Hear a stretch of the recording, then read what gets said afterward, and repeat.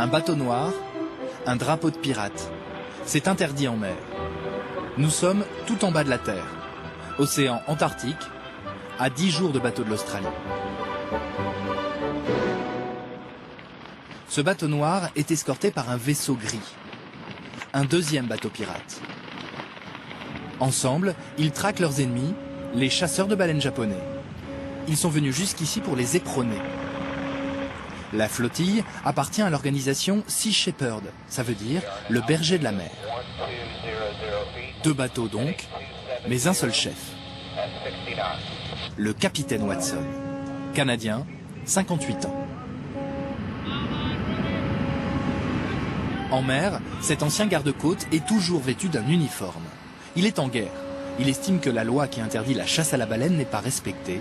Alors, il joue lui-même les justiciers. Ce jour-là, hiver 2007, Watson est sur la piste d'un des baleiniers japonais. Mais entre les icebergs et les intempéries, la partie de cache-cache est compliquée. Il faut pas se faire prendre par les glaces.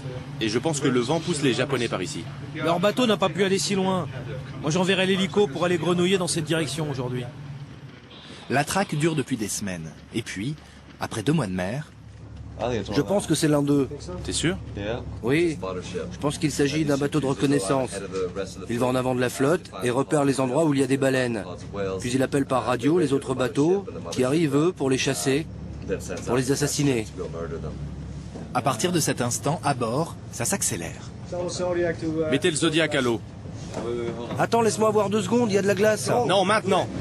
Le Zodiac est envoyé en mer pour s'approcher de l'ennemi, confirmer son identité.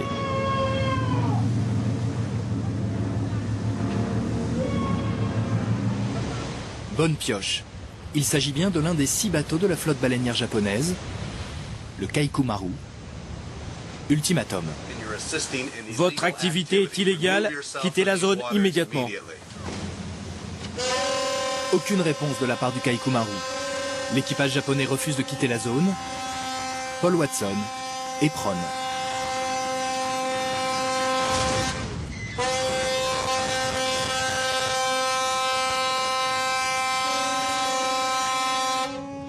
Un éperonnage bien évidemment illégal, le Kaikumaru obtempère et s'éloigne. Ça fait 30 ans que Paul Watson procède de cette manière-là pour défendre les animaux.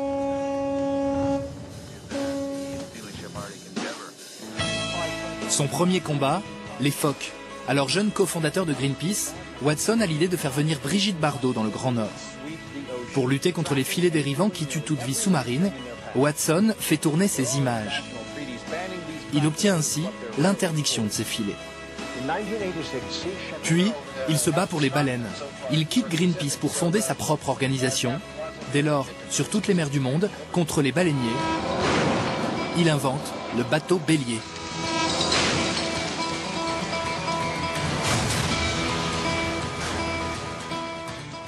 Nous avons rencontré Paul Watson. Le pirate écolo est à Cannes pour un festival de télévision. Il vient vendre une série qui lui est consacrée sur une chaîne américaine. Chaque année, il passe 6 mois sur Terre pour trouver des fonds. Il vit grâce aux dons privés. Vous connaissez cette mer? Ouais. Vous êtes déjà venu en mission ici? Oui, je suis déjà venu avec notre bateau à Monaco en 97 pour la réunion de la commission baleinière. Ces méthodes, il les assume parfaitement.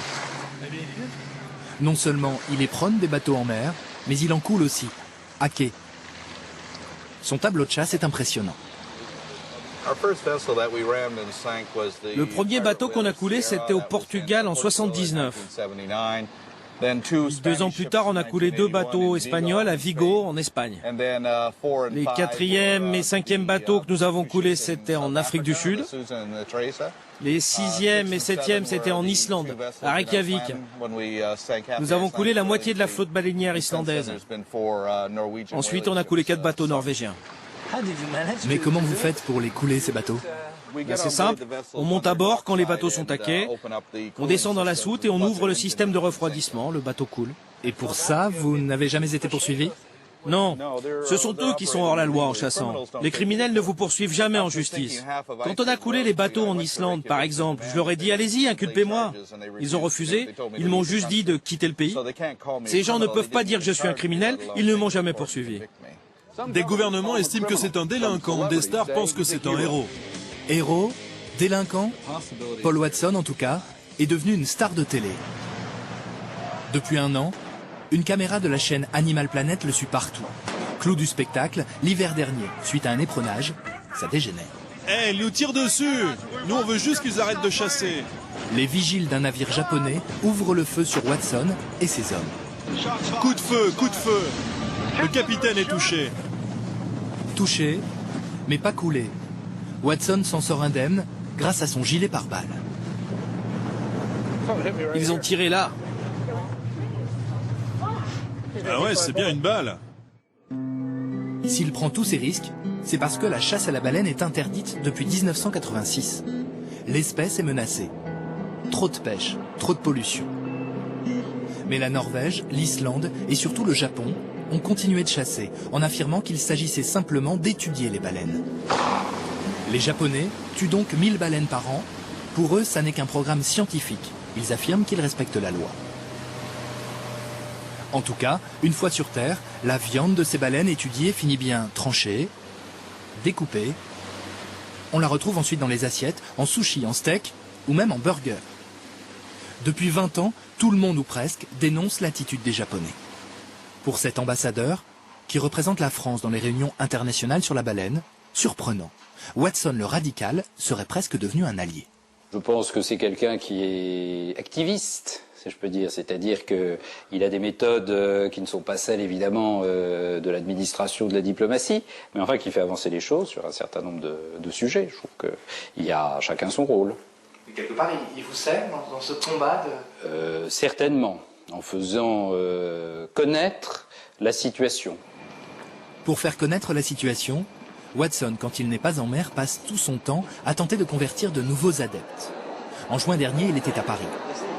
Watson s'émerveille toujours de la taille énorme du cerveau des baleines. Voici le cerveau d'une baleine, plus grand, plus élaboré que celui de l'homme. Watson est un animaliste. Il défend l'idée que l'animal est l'égal de l'homme. Pour l'écouter, en ce samedi après-midi, plus de 300 personnes, le pirate joue les prophètes catastrophistes. Nous vivons ce que des scientifiques appellent la 6e période d'extinction majeure des espèces. Entre 1980 et 2045, nous allons perdre plus d'espèces d'animaux et de plantes que nous en avons perdu en 65 millions d'années. Ce taux d'extinction des espèces est sans précédent et nous sommes responsables de ça. Nous avons pourtant des lois, nous avons les moyens de les faire appliquer, mais il n'y a pas de réelle volonté politique pour sauver la planète. Voilà le problème. 4 heures de conférence et un auditoire conquis. Certains sont venus de province pour se faire photographier aux côtés de leurs héros. Comme Julie, la blonde à gauche, elle vient de Calais, et Angélique à droite, qui arrive d'Ardèche. C'est un homme d'action et pas seulement un homme...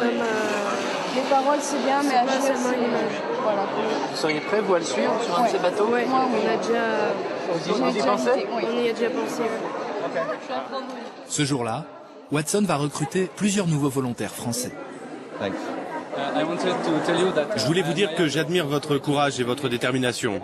Et dès que j'aurai terminé mon école d'ingénieur, je serai volontaire pour être sur un de vos bateaux. Ok, super.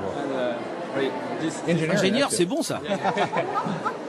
De jeunes volontaires, des moussaillons pour le vieux pirate qui termineront peut-être en Antarctique, ici. À jeter des fumigènes, des boules puantes, sur le pont d'un baleinier, pour l'empêcher de chasser. L'année dernière, grâce à lui, Watson affirme que le Japon aurait chassé 2 fois moins de baleines, 500 au lieu des 1000 prévus. Pour la campagne de pêche 2009, les baleiniers seront protégés par un navire des gardes-côtes japonais, équipé de canons. Mais pas de quoi effrayer Watson et ses hommes, ils ont déjà pris la mer.